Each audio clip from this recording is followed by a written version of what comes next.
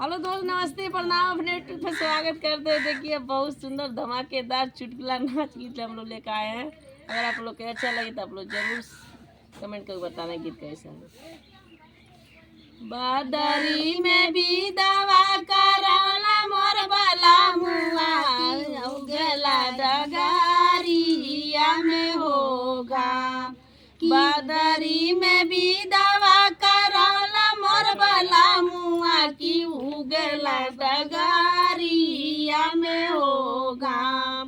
गोड़े तोरे लागिल लाहुरा देवारवा, गोड़े तोरे लागिल लाहुरा देवारवा से कदे बचारिया के होछा, से कदे बचादारिया के होछा।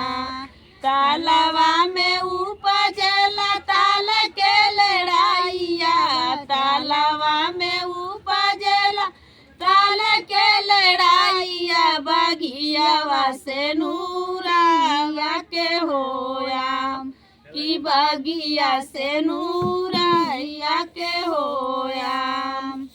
आमावा त खाइला कुसलिया चला के मारला, आमावा त खाइला कुसलिया चला के मारला। की लागी गा चुनारिया में होदार, की लागी गा चुनारिया में होदार।